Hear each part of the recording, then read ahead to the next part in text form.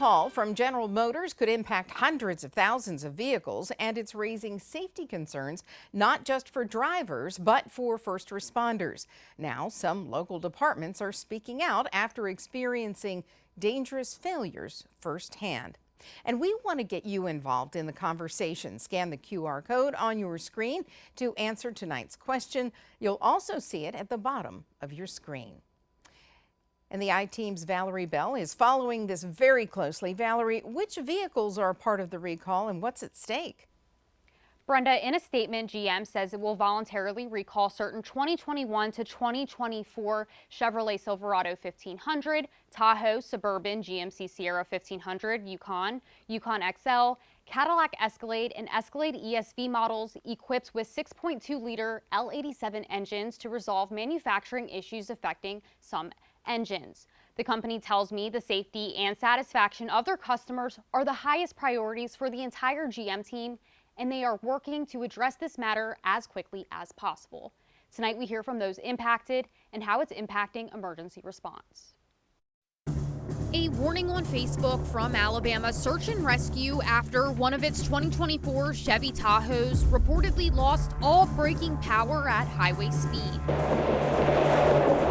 The driver was able to coast to a stop on the shoulder of I-65. The department tells us if there had been traffic, a stop sign, or red light, the outcome could have been catastrophic. Alabama Search and Rescue says the vehicle was towed over 100 miles at its expense. Adding a failure like this delays response time, forces crews to transfer gear, and can put lives at risk.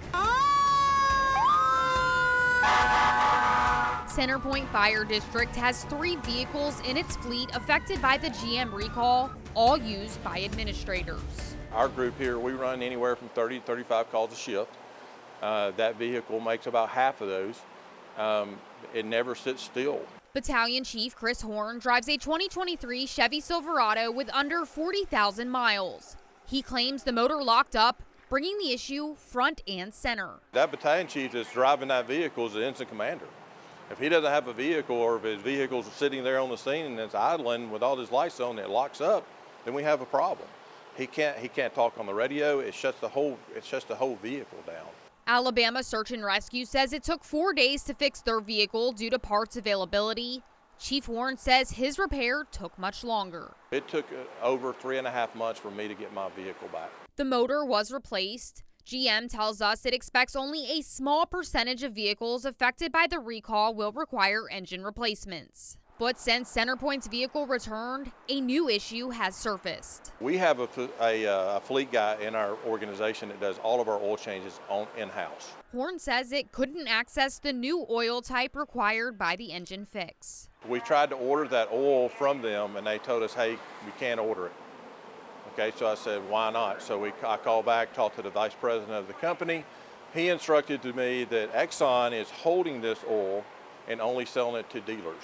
So what does that mean in the long term? Sending vehicles to the dealer for oil changes takes vehicles out of service even longer. This is how they're fixing the problem. Then they need to release that, especially to first responders.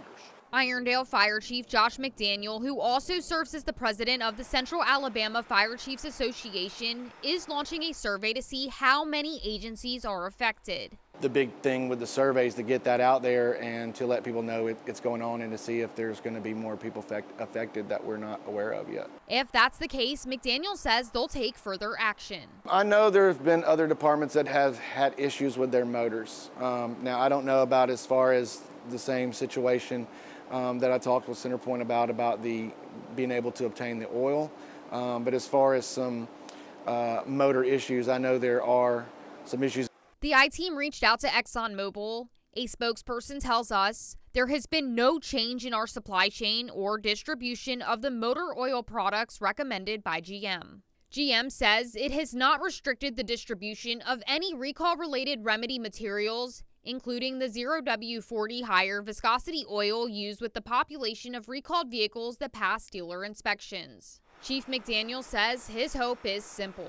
Anytime that there's a recall like this and emergency vehicles are involved, that they would take precedence over getting repaired. Not saying that they don't, but just making sure that happens.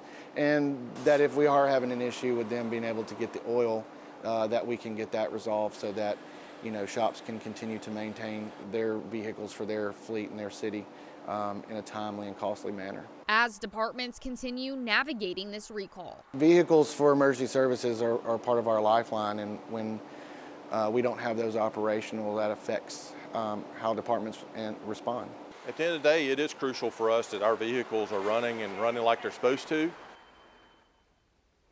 Brenda, GM says that notices started going out to vehicle owners this week on June 9th, and it's going to be a phased rollout, so people will start to continue getting those until the end of September.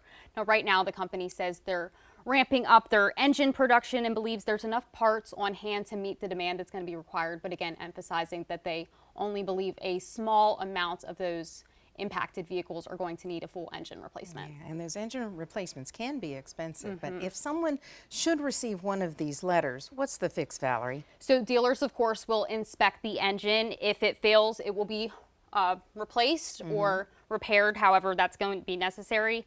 And then if it passes, those vehicles will get higher viscosity oil, a new oil cap labeled with the new oil grade, an oil filter replacement, and then, of course, an insert for their owner's manual, all at no cost. Okay. And they're also extending their warranty on those vehicles, and we have all that information right now on our website. Very helpful, very Yes. helpful information. All right, thank you. Valerie, the I-Team's Valerie Bell reporting.